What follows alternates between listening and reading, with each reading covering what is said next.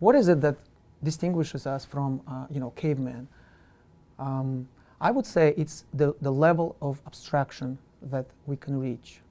And to give a simple example, it used to be that there was barter trading, so you would exchange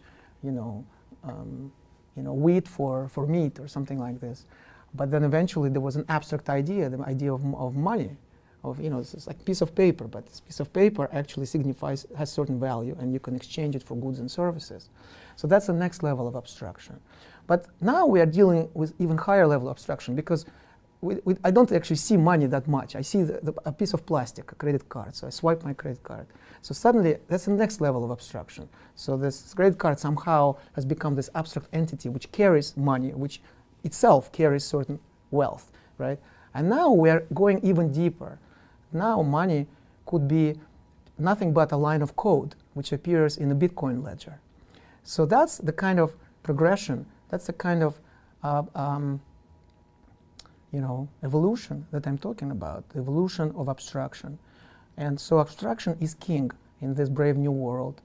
And the key to abstraction is mathematics. And I do believe that we will have a better and freer society when we have less math ignorance and we have more understanding of mathematics. And of course, I'm not saying that everyone should become a mathematician. On the contrary, but what I dream of is a society in which, if mathematics is brought up, people don't run away from it. They don't say, oh my gosh, this is terrible. I hate mathematics. I don't want to talk about it. I'm scared. I'm frightened. And I understand why people are scared and frightened. It's not their fault. It's because of how mathematics is taught in our schools. But it's a very unfortunate situation when you can't even begin a conversation about mathematics without people saying, oh my gosh, I don't want to talk about it. And it's kind of strange, because no one would ever say, I hate literature, or I hate art, or I hate music. At least intelligent people would never say that. It's kind of shameful to say that. But it's perfectly okay in our society to say, I hate mathematics. So that's where I think there's so much work that can be done and needs to be done.